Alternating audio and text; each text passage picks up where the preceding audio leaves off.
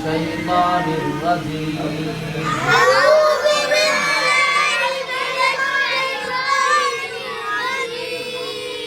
জীবনযুদ্ধের অন্যতম এক সংগ্রামী নিদর্শন অন্ধ হাফেজ মিরাজুল ইসলাম।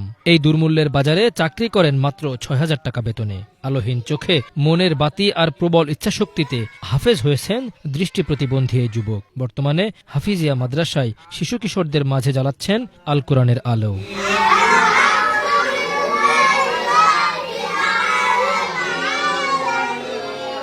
পিরোজপুরের মঠবাড়িয়া উপজেলার দাউদখালী ইউনিয়নের দেবত্র গ্রামে অন্ধ হাফেজ মিরাজুল ইসলামের বাবা আবুল হোসেন ছিলেন একজন কৃষক। ৪ ভাই বোনের মধ্যে তিনি তৃতীয়। ১৪ বছর বয়সে চোখের দৃষ্টিশক্তি হারান। শ্রবণ শক্তির মাধ্যমে পবিত্র কোরআন মুখস্থ করেন।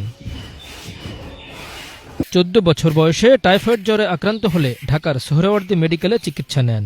৭-৮ মাসের টানা জ্বরে ডান চোখের আলো চলে যায়। পরে ধীরে ধীরে নিভে যায় বাম চোখের আলো। পুরোপুরি অন্ধ মিরাজুল বাবার স্বপ্ন পূরণ করতে হাফেজ হয়েছেন অদম্য চেষ্টায়।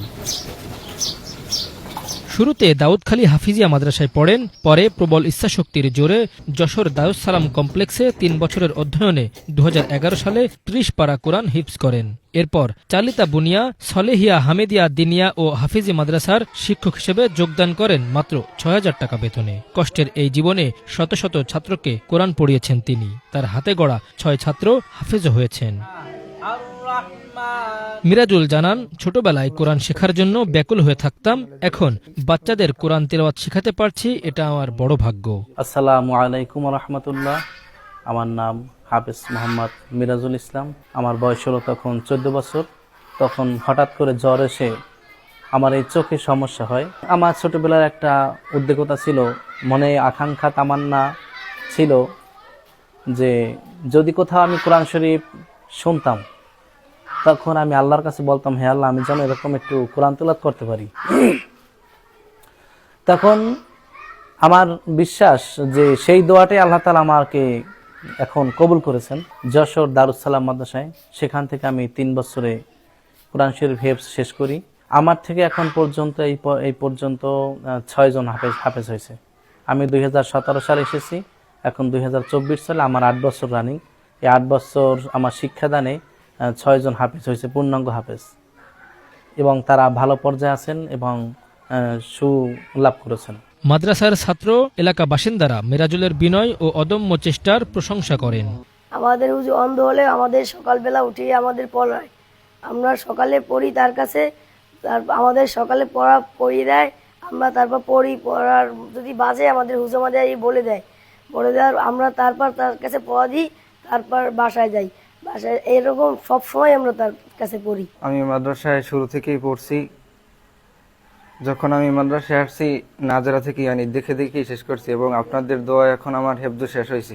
আবার 2বার আমি শুনানিও দিছি, কিন্তু আমাদের হুজুরের চোখে দেখে না। কিন্তু সেই হিসাবে মনে হয় না যে সে চোখে দেখে না, কারণ এখন আমি তার থেকেই আমি পড়াশোনা শেষ করছি, এবং এখন শুনানিও আমার 2 খতম হয়েছে।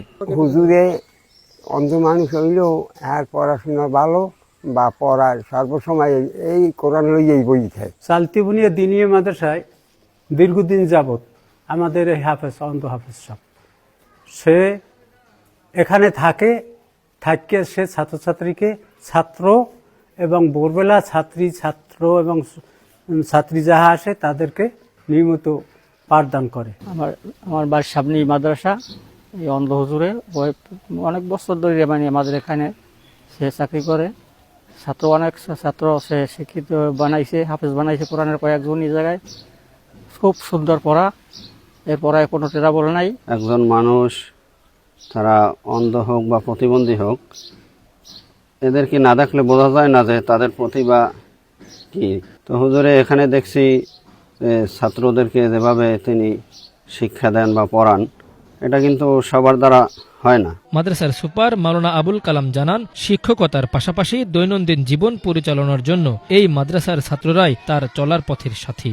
ওনার এই প্রতিবন্ধী অবস্থায়ও উনি ওনার মেধা এবং বিবেক খাটিয়ে মাদ্রাসাকে অত্যন্ত সুচারুভাবে পরিচালনা করে আসছেন। উনি প্রতিবন্ধী, কিন্তু ওনার যে অভিজ্ঞতা অনেক বেশি। যেখানে আমরা দৃষ্টিশক্তি সম্পন্ন, আমরা যেখানে অত রাত্রে উঠে একা একা যাওয়াটা নিরাপদ মনে করি না, কিন্তু তিনি দৃষ্টি প্রতিবন্ধী হওয়া সত্ত্বেও তিনি এই কাজটা সুন্দরভাবে সম্পন্ন করেন এবং তার চলাফেরা ওঠা বসা দেখলে আমরা অত্যন্ত আশ্চর্যান্বিত হই। আল্লাহ পাকের এটা একটা করুণা। উপজেলা সমাজসেবা অফিসার মোহাম্মদ শফিকুল আলম জানান, মিরাজুলকে প্রতিবন্ধী ভাতার কার্ড দেওয়া হয়েছে, নতুন সুবিধা এলে সেটাও তাকে দেওয়ার আশ্বাস দেন। অন্ধ মানুষ, সে কোরআন শিক্ষা দিয়ে যাচ্ছেন, ছোট ছোট কচি কচি বাচ্চাদেরকে উনি কোরআনে হাফেজ বানানোর চেষ্টা, এবং ওনার হাতে অনেক হাফেজ এ পর্যন্ত তৈরি হয়েছে। প্রথম পর্যায়ে ওনাকে আমরা ভাতার আওতায় নিয়ে এসেছি। আমরা সবসময় মনিটরিং করি, ওনাকে খোঁজখবর নেই। যদি সমাজসেবা অধিদপ্তর বা বাংলাদেশ সরকারের পক্ষ থেকে এর চেয়ে আরও কোনো বিশেষ কোনো সুযোগ আসে প্রতিবন্ধীর জন্য, সেটা আমরা ওনার কাছে প্রথম পর্যায়ে ওনার কাছে আমরা পৌঁছে দেবো বলে আশা করি, যেহেতু উনি একজন কোরআনে হাফেজ এবং কোরআন হাফেজের শিক্ষক। অন্ধ মিরাজুলের হাতে গড়ে উঠুক কোরআনের অনেক পাখি, সমাজে দ্বীনি শিক্ষার আরও প্রসার ঘটুক, এমনটাই প্রত্যাশা স্থানীয়দের। Bangla vision news desk.